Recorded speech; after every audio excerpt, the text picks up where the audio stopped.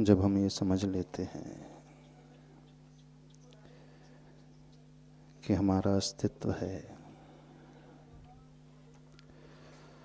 हम कभी मर नहीं सकते, हम हमेशा अमर रहते हैं। मरोगे आप एक दिन?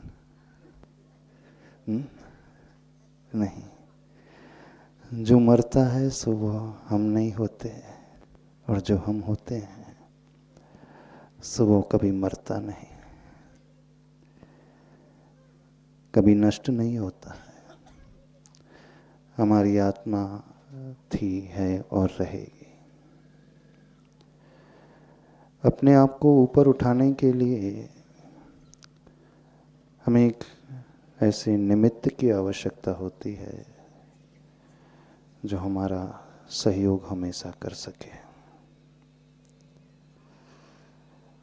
हर व्यक्ति, हर इंसान यहाँ पर अपने आप को बहुत सुखी बनाना चाहता है। दुखात बिभेति सुखम वांछति इति जीवः। जीव की परिभाषा जानते हो क्या है? जो दुखों से डरता है और सुख की इच्छा करता है। आप भी सुख की इच्छा करते हो ना? चाहते हो सुख? हर इंसान ही क्यों, हर जीव, चाहे वो मनुष्य हो, चाहे कीड़े मकोड़े हो, चाहे कोई बड़ा पशु हो,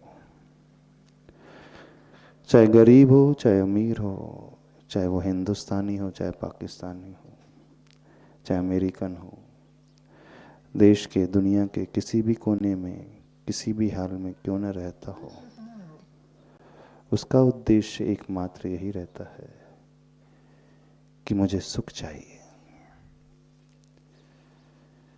लेकिन हर इंसान जब चाहता है तो सुखी हो क्यों नहीं पाता? प्रश्न यहां पर यह आता है। अपने आप को सुखी बनाने के लिए अपने ज्ञान के अनुसार, समझ के अनुसार दिन रात वो परिश्रम करता है, मेहनत करता है। बच्चे हैं सो पढ़ाई करते हैं अपने उज्जवल भविष्य के लिए। बड़े लोग व्यापार करते हैं, पैसा कमाते हैं, जोड़ते हैं सामग्री को, परिग्रह को जोड़ते हैं।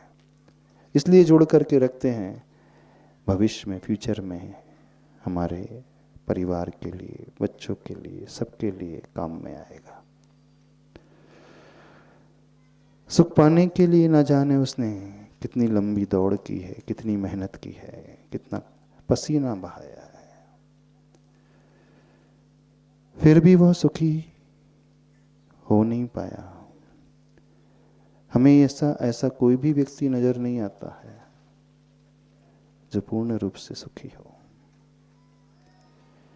इसका अर्थ है कि जिस रास्ते पे व्यक्ति चल रहे हैं, सही रास्ता तो वो है नहीं।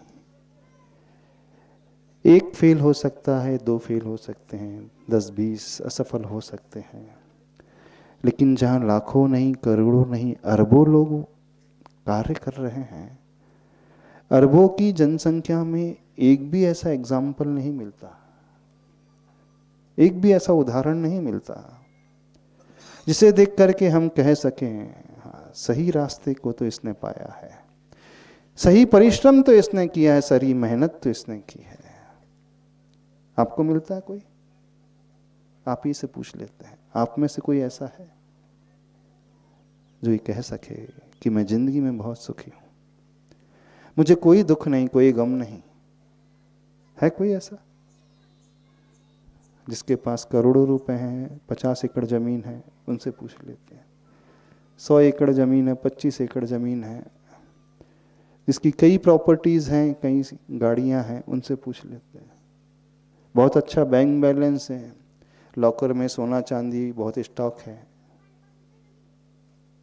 तो वो तो सुखी नजर आएगा? नहीं। क्यों नहीं नजर आ रहा?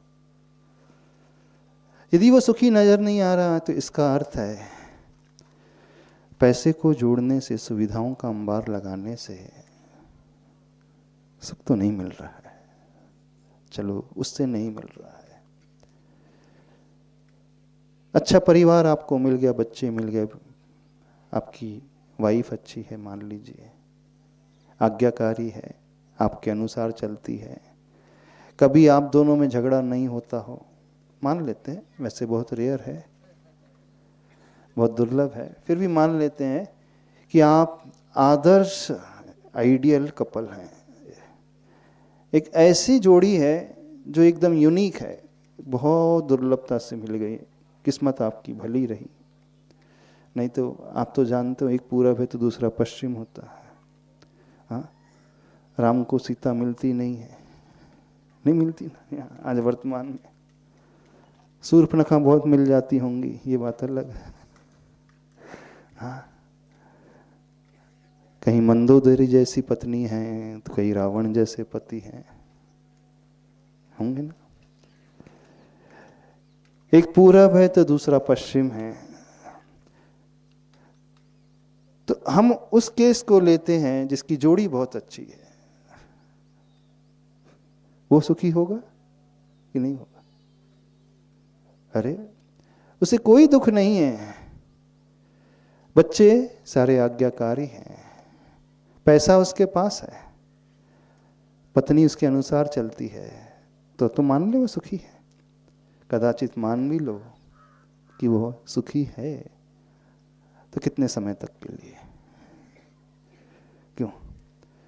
जब आपकी शादी होती है उस समय आपके सपने कैसे रहते हैं? कितने समय तक वो स्थिति रहती है बताइए? जो आराम है, एंजॉयमेंट है, घूमना फिरना है, कितने समय तक? साल 2 साल, उसके बाद क्या हो जाता है? कहने का अभिप्राय, जो भी मिला है, चाहे सुविधा मिली हो, धन वैभव मिला हो, अथवा आपकी लाइफ में अच्छा पार्टनर मिल गया हो, आपके परिवार में सारे सदस्य बड़े अच्छे हैं, तो वो कब तक अच्छे रहते हैं? जब तक उनका स्वार्थ चलता है तभी तक वो अच्छे रहते हैं। और जिस दिन उन्हें समझ में आता है उनके स्वार्थ की पूर्ति नहीं हो रही है, दोनों अपोजिट हो जाता है। जिस पर आपका गहरा विश्वास था वो विश्वास टूट जाता है।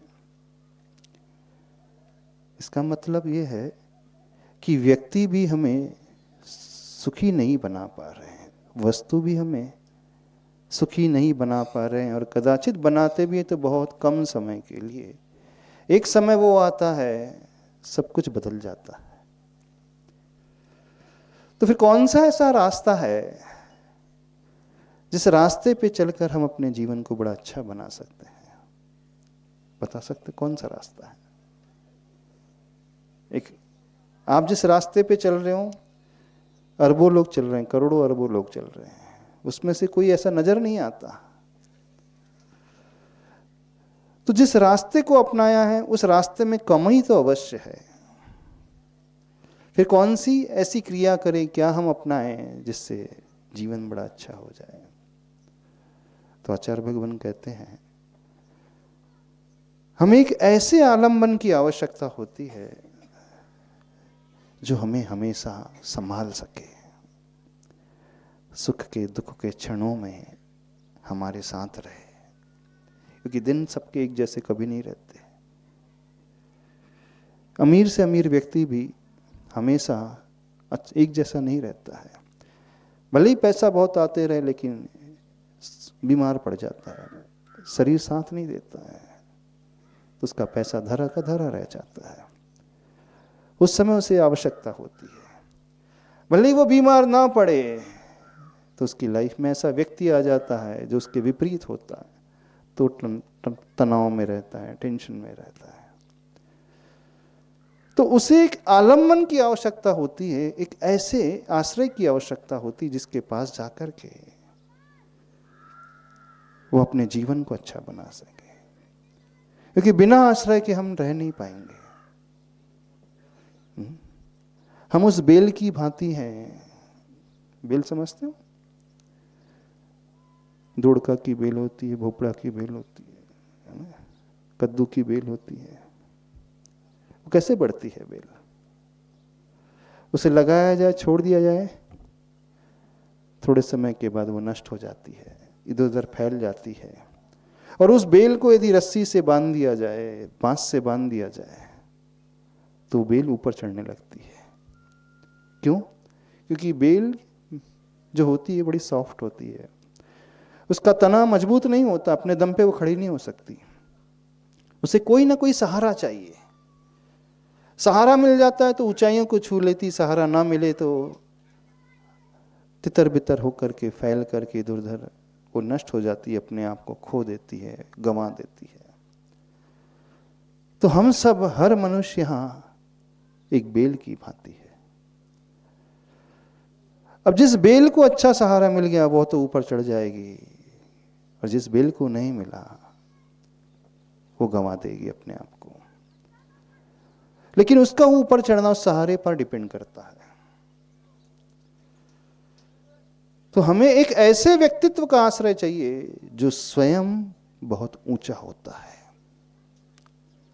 जो स्वयं सुखी होता है, जो स्वयं बहुत मजबूत होता है, जो स्वयं कभी डरता नहीं है, घबराता नहीं है, टूटता नहीं है, जो हर प्रतिकूलता में खड़ा रहता है, इतना सक्षम जो होता है, वो ही हमें सहारा दे सकता है ना।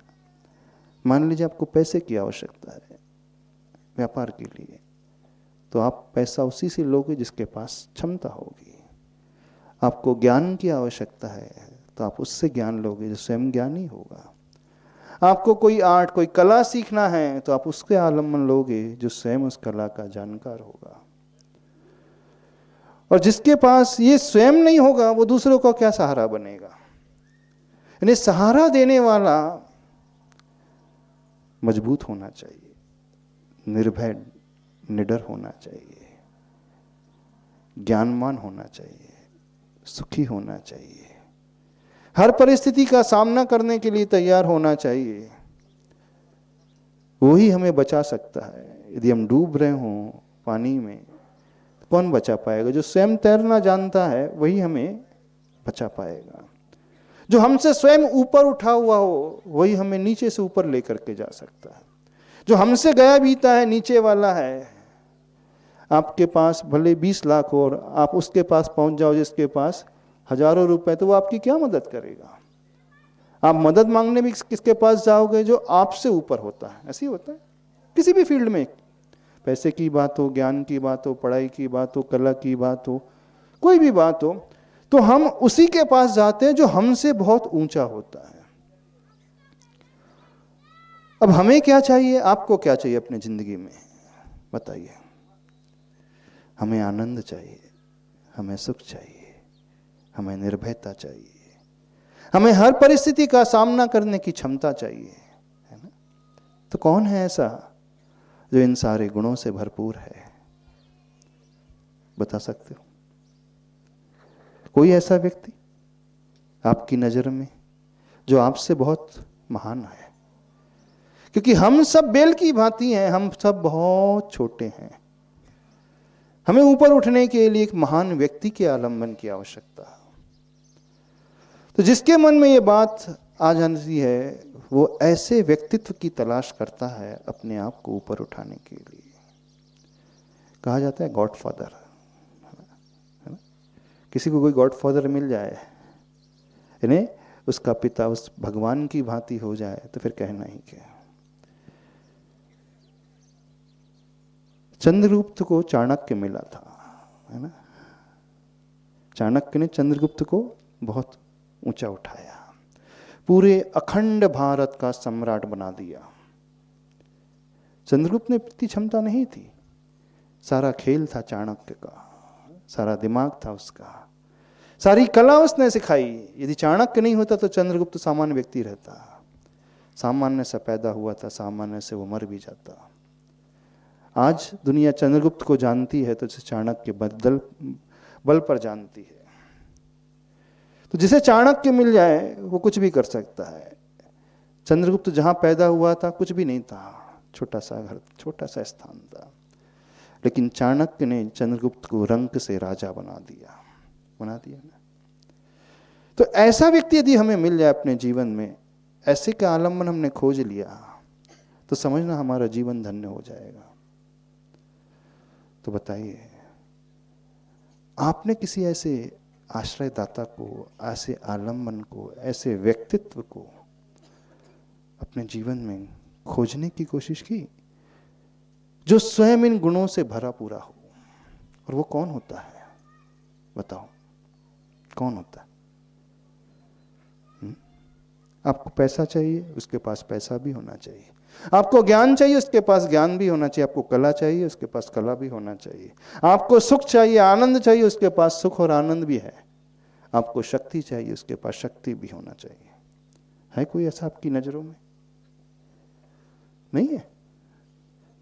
अरे क्या कर रहे हो जिंदगी में अभी तक? कौन है ऐसा जो इन सारे गुणों से भरा हुआ हो? बस स्पेशलाइजेशन का जमाना है। हम तो ऑलराउंडर की बात कर रहे हैं। ऐसे भी लोग होते हैं जो ऑलराउंडर होते हैं, हर फील्ड में स्पेशलिस्ट होते हैं। ताश पत्ती में एक जोकर होता है। खेलिए ताश पत्ती, खेलिए। 52 पत्ते होते हैं और उसमें एक 53वां जोकर होता है। जोकर की विशेषता होती है सब रोल अदा कर सकता है, वो सारी भूमिका निभा सकता है। जब जिसकी आवश्यकता है वो बन जाएगा। जो आपको इक्के की आवश्यकता है तो इक्के के साथ खड़ा है, बादशाह की आवश्यकता है तो उसके साथ, आपको रानी की आवश्यकता है तो रानी बन जाएगा। जो आपको आवश्यकता है वो बन जाएगा आपके लिए। वर्सटाइल पर्सनैलिटी है वो, सार्वभौमिक पर्सनैलिटी, ऐसा व्यक्तित्व, उसके पास सब कुछ है। तो ऐसा कौन है जो हमारे जीवन में इस प्रकार का आश्रयदाता बन पाए? बताओ, सोचा आपने कभी? नहीं सोचा? अब देखो, ऐसा जो होता है वो भगवान होता है ना? भगवान गुणों का भंडार होता है। भगवान के पास सब कुछ है, सब कुछ जो हमें चाहिए, जो आपको चाहिए। इसलिए हमें जीवन में एक ऐसे व्यक्तित्व की आवश्यकता होती है जो गुणों से भरा है। इसलिए हम जीवन में भगवान को तलाशते हैं। तलाशते हो? नहीं तलाशते? शायद इसीलिए हम भगवान को खोजते हुए मंदिर चले जाते हो, पर आपको तो पता ही नहीं आप क्यों जा रहे हो। नहीं पता, आपने खोजा ही नहीं। प्यास हमारी होना चाहिए तो मंजिल हमें मिलेगी। अब हमारे भीतर ही प्यास नहीं है तो सामने वो व्यक्ति भी हो तो कुछ काम का नहीं। ललक हमारी होना चाहिए तो देने वाला होगा। अंदर से वो इच्छा ही नहीं है, ललक ही नहीं है। बड़ी से बड़ी शक्ति सामने है तो हमारी कोई काम की नहीं होगी। सूर्य को जानते हो? सूर्य क्या होता है? Sun is the infinite source of energy. सूर्य जो है अक्षय ऊर्जा का भंडार है ना? कितनी ऊर्जा है सूर्य में? सूर्य का ताप कभी नष्ट होगा, समाप्त होगा? नहीं। सूर्य का प्रकाश कभी समाप्त होगा? नहीं। सूर्य से आप क्या कर सकते हो अपनी जिंदगी में? सूर्य से आप अपने घर को प्रकाशित कर सकते हो, सोलर एनर्जी से कर सकते हो कि नहीं? सूर्य से आप अपनी खेत की मोटर चला सकते हो, चला सकते हो। एसी, कूलर, टेलीविजन चला सकते हो, फ्रिज चला सकते हो, चला सकते हो कि नहीं? सोलर एनर्जी क्या सूर्य से कभी समाप्त हो जाएगी? सूर्य सबको समान तरीके से देता है कि वो भेदभाव करता है? नहीं, तुम्हारे खेत में ज्यादा प्रकाश देगा, इसके बाजू वाले में कम देगा, ऐसा है? नहीं ना? सूर्य सबके लिए बराबर मिला है, लेकिन कितने लोग हैं उस सूर्य से उस सोलर एनर्जी को लेते हैं? बताइए। उस सोलर एनर्जी में कोई खर्च करना पड़ता है? कोयला जलाना पड़ता है? नहीं। विंड पावर चाहिए? नहीं, कुछ नहीं करना पड़ता सोलर एनर्जी में। सूर्य जो है कभी पार्शियलिटी नहीं करता। तो सूर्य से हम जितना लेना चाहें उतना ले सकते हैं। जो देश जितना लेना चाहे वो ले सकता है। जो व्यक्ति अपने घर के लिए जितनी एनर्जी चाहिए वो ले सकता है। और सूर्य रोज आ रहा है, रोज जा रहा है, और व्यक्ति आंख बंद करके बैठा है। सूर्य जबरदस्ती से कुछ देगा भी नहीं, सूर्य से लेने वाला चाहिए। ऐसी ना, सूर्य कभी मना भी नहीं करेगा कि मुझसे इतनी एनर्जी क्यों ले रहे हो, तो मोटर भी चला रहे हो, फ्रिज भी चला रहे हो, टीवी भी चला रहे हो, घर भी चला रहे हो, और अपनी फैक्ट्री भी चला रहे हो, पूरा प्लांट भी चला रहे हो, तुम ज़्यादा एनर्जी ले रहे हो। सूर्य कभी मना नहीं करेगा। करेगा? कभी नहीं करेगा। लेकिन कौन व्यक्ति है सूर्य से ऊर्जा को ले पाता है? जो चाहता है अंदर से। और जो नहीं चाहेगा, सूर्य जबरदस्ती से बिल्कुल नहीं देगा। भगवान भी बिल्कुल ऐसे ही है, सूर्य की भांति है। हमें भगवान से लेना पड़ता है। भगवान हमें देते नहीं है कुछ, लेकिन भगवान के बिना कुछ मिलता भी नहीं। सूर्य आपको एनर्जी देता है? नहीं, सूर्य से आप लेते हो। सूर्य नहीं देता है, लेकिन सूर्य के बिना मिलती भी नहीं वो। सूर्य देता नहीं है, लेकिन सूर्य के बिना मिलती नहीं है। भगवान हमें कुछ देते नहीं है, लेकिन भगवान के बिना हमें कुछ मिलता भी नहीं है। सूर्य की ऊर्जा कभी समाप्त नहीं होगी, उसका प्रकाश कभी नहीं घटेगा। 100 साल, 1000, लाख, करोड़, अरब साल भी चले जाए, हम जैसे लाखों करोड़ों आकर को भी चले जाए, उसे कोई फर्क नहीं पड़ेगा। वो कल भी था, वो आज भी है, और वो कल भी रहेगा। सूर्य ऐसा है, न जाने उसने कितने शव देखे होंगे, कितनों को आते हुए, कितनों को जाते हुए उसने देखा होगा। उसके सामने से कितने काल परिवर्तित हो गए, लेकिन वो एज इट इज बना हुआ है। सूर्य को कहा जाता है अनंत ऊर्जा का भंडार, अक्षय ऊर्जा का भंडार। इन्फिनिटी, यानी इन्फिनिटी, अनंत वो होता है जो कभी अंत को प्राप्त ना हो, जो कभी समाप्त ना हो। प्रभु भी बिल्कुल, भगवान भी बिल्कुल ऐसे ही हैं।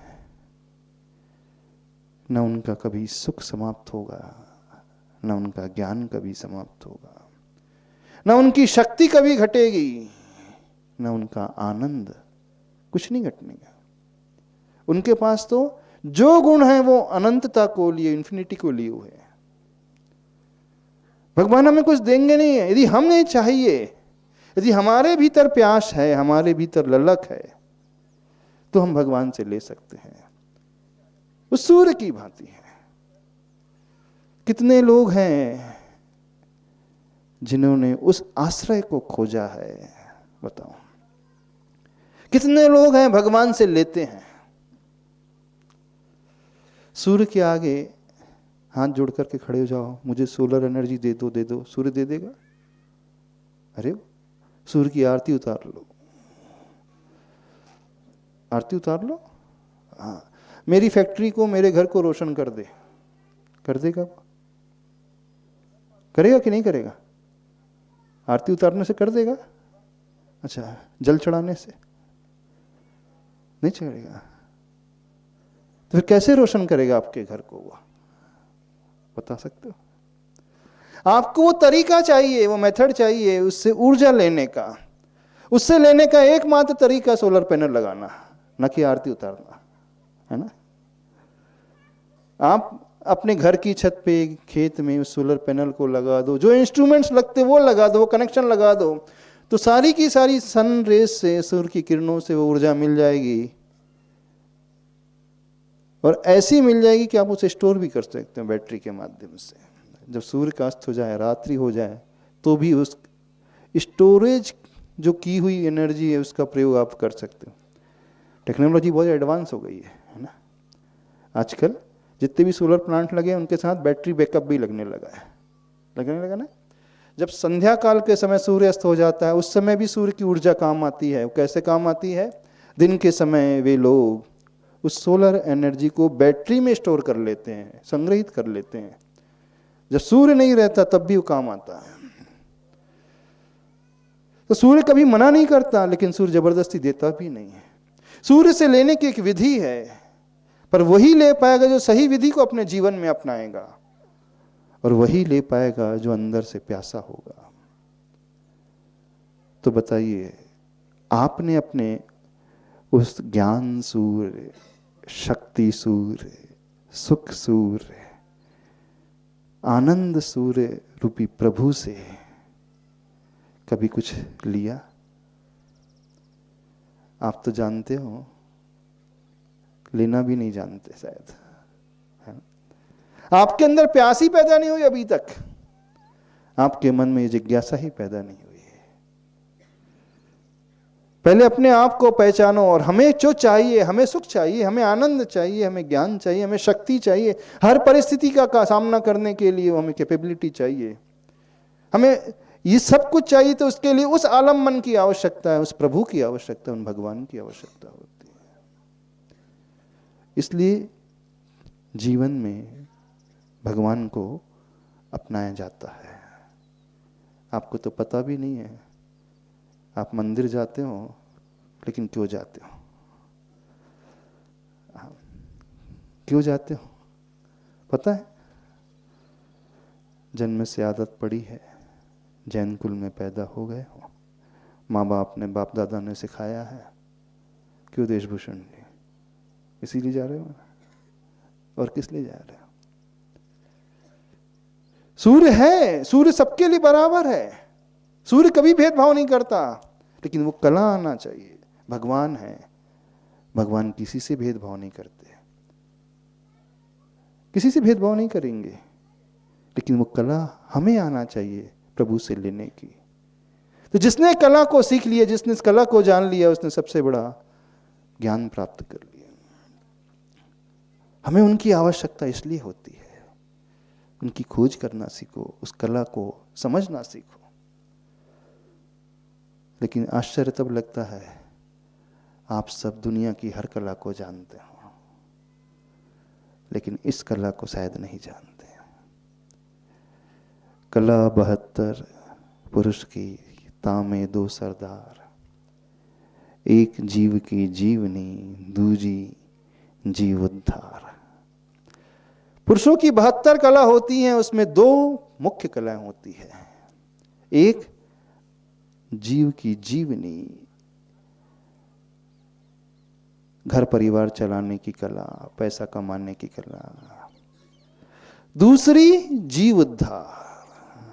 उस कला को तो शायद सब जानते हो, पैसा कैसे कमाना, कहां से कमाना, खेती कैसे करना, बीज कहां से लाना, दवाई कहां से लाना, पानी कहां से लाना, मोटर कहां लगाना, पाइपलाइन कहां से जोड़ना।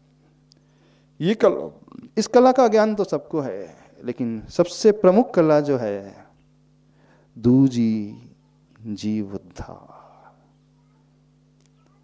उस कला को जानते हैं।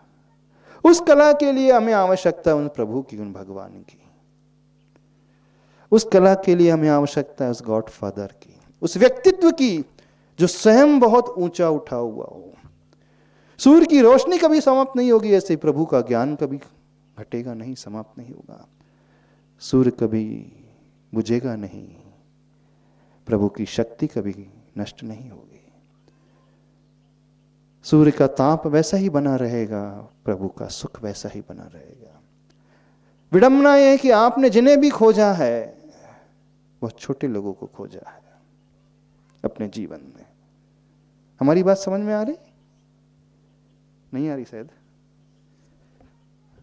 आपने खोजा भगवान को? हाँ, भगवान को तो देखा है, मंदिर जाते हैं, लेकिन पता नहीं, समझे बिना सब कुछ कर रहे हो। सोलर एनर्जी की लेने की विधि अभी पता चली है, 100 साल पहले नहीं थी ना। हाँ, सूर्य तो हजारों साल से, लाखों साल से, करोड़ों अरबों साल से है, लेकिन पहले लोग डायरेक्ट उससे ऊर्जा नहीं ले पाते थे। तो जब से विधि ज्ञात हुई तब से लेने लगे। भगवान ऐसे ही अनादिकाल से हैं, भगवान है, उनका अस्तित्व है। हमने न जाने कितने बार जन्म लिए, कितने बार मरण किया। ऐसा नहीं सूर्य छिप करके निकलता है, सूर्य रोज सामने से निकलता है, सबके सामने से निकलता है। लेकिन रोज सामने से निकलते हुए भी विरले लोग उस सूर्य का उपयोग कर पाते हैं, व्यर्थ में गंवा देते हैं सूर्य की ऊर्जा को, है ना। भगवान सबके पास है, सबके सामने है, लेकिन विरले लोग ही प्रभु से कुछ ले पाते हैं। बाकी तो ऐसे ही जीवन को व्यतीत कर देते हैं, नष्ट कर देते हैं। तो आप उन विरलों में से बनना सीखो। प्रभु से कुछ पाने की विधि क्या होती है उसे समझना सीखो, उस सोर्स को, उस स्रोत को पहचानना सीखो अपनी जिंदगी में। अभी विडंबना ये है, ना आपके भीतर प्यास है और ना आपने उन प्रभु को अपने जीवन में पहचाना है। दोनों ही तरीके से स्थिति है। आप तो सिर्फ जिंदगी ढो रहे हो, ऐसे कर रहे हो। यही है ना आपका जीवन, और क्या है। हो सकता है कुछ लोग ये कहते हो महाराज जी आपकी बात थोड़ी हाई लेवल की रहती है, हो सकता है कहते होंगे ना कुछ लोग, हमारे सोच से ऊपर की है, ऐसा लगता है। कभी कभी लगता है। क्या लगता है? आपने अपनी वैल्यू नहीं समझी अभी तक, बिल्कुल नहीं समझी, इस कारण ऐसा हो जाता है। आप समझो, हर व्यक्ति समझे, हर व्यक्ति प्रभु से ले सकता है, कोई नहीं ऐसा कि जो नहीं ले सकता, बस उसे लेना आना चाहिए और कुछ नहीं है। जिसे विधि आ गई उसने सब कुछ मिल जाएगा। तो दो चीज समझना है, एक वो प्यास को जगाना है, ऐसे आश्रय को खोजना है जो हमें स्वयं बचा सके, उठा सके, जब जब जीवन में ऐसी परिस्थिति निर्मित हो जो हमें संभाल सके।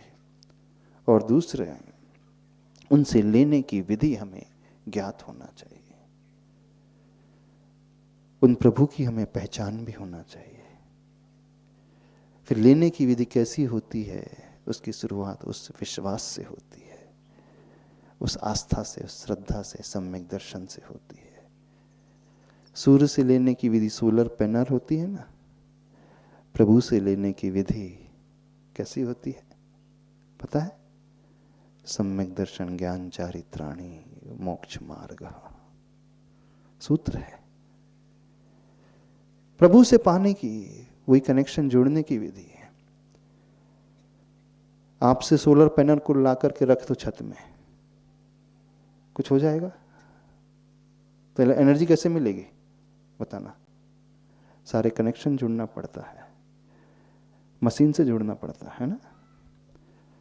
आप प्रभु के सामने पहुंच जाओ और कहो भगवान मुझे शक्ति दे दे, भगवान मुझे ज्ञान दे दे, भगवान मुझे सुख दे दे। ये व्यक्ति वैसे ही हैं जो सूर्य के आगे हाथ जोड़कर खड़े हैं, ये सूर्य देवता मुझे सोलर एनर्जी दे दे। हे सूर्य नारायण मुझे सौर ऊर्जा दे दे। गए तो सही व्यक्ति के पास है वो सौर ऊर्जा मांगने के लिए, सही व्यक्ति के पास गया है। लेकिन आप सूर्य के पास गए हैं सोलर एनर्जी को पाने के लिए, लेकिन सिर्फ सोलर पैनल आके छत पे रख दिया है। आप भगवान के पास, सही व्यक्ति के पास गए हैं सुख पाने के लिए, लेकिन बिना कनेक्शन के, है ना। आपके पास मोबाइल है, ठीक है, उसमें सिम कार्ड भी है, आप जिससे बात करना चाहते हैं उसके बाजू में जाकर के बैठ जाओ, बाजू वाले कमरे में आप इधर हैं, बात हो जाएगी? नहीं होगी। क्यों नहीं होगी? नंबर डायल करना पड़ेगा ना, बटन दबाना पड़ेगा, 10 डिजिट के नंबर दबाना पड़ेगा, फिर उसके बाद ग्रीन बटन भी प्रेस करना पड़ेगा, तब कनेक्शन जुड़ता है ना। ऐसे ही भगवान के पास जाकर के मोबाइल लेकर के बैठ जाओ, भगवान आपसे बात करना है। क्यों? सुना है मोबाइल के थ्रू आपसे बात हो जाती है। हाँ, क्योंकि आपने शास्त्र पढ़ लिए हैं, पढ़ लिए ना। शास्त्र में लिखा है सम्यक दर्शन ज्ञान चारित्राणी मोक्ष मार्ग है, तो नंबर आपको पता चल गया। जिस व्यक्ति से बात करना उसका नंबर भी आपको पता है, आपके माइंड में फीड हो चुका है, फीड हो गया है, मस्तिष्क में आ गया है। प्रभु से लेने का थोड़ा बहुत आपको समझ में भी आ गया, बस बैठ गए हूं तो हो जाएगा? नहीं होगा। जब तक नंबर डायल नहीं करोगे तब तक कनेक्शन उस व्यक्ति से जुड़ता नहीं है। जब तक सोलर पैनल के कनेक्शन जोड़ोगे नहीं तब तक एनर्जी उससे मिलेगी नहीं। ऐसे ही भगवान के पास जाकर के अपना कनेक्शन जोड़ोगे नहीं तो कुछ मिलने वाला नहीं है। इसलिए विधि बहुत महत्वपूर्ण है। कुछ समझ में आ रहा है? क्योंकि आपने सबको देखा है, सब लोग भगवान के पास जाते तो आप भी पहुंच गए। आपने सबको देखा कि सूर्य से सोलर एनर्जी मिलती है तो सब हाथ जोड़कर खड़े हो गए। पर हो क्या रहा है? क्या हो रहा है बताइए? कनेक्शन बस नहीं जुड़ रहा, बाकी सब कुछ हो रहा है। कनेक्शन नहीं जुड़ रहा, बाकी सब कुछ चल रहा है, कोई कमी नहीं है। मंदिर भी है आपके पास, मूर्ति भी है आपके पास, सब कुछ है ना। और क्या है? और क्या बताओ? जिनवाणी भी है आपके पास, और साथ कुछ पढ़ भी लिया आपने, पढ़ भी लिया, हाँ, नमोकार मंत्र पढ़ भी लिया, फिर भी नहीं जुड़ रहा है। कमी कहाँ है? उसे समझने की कोशिश करें।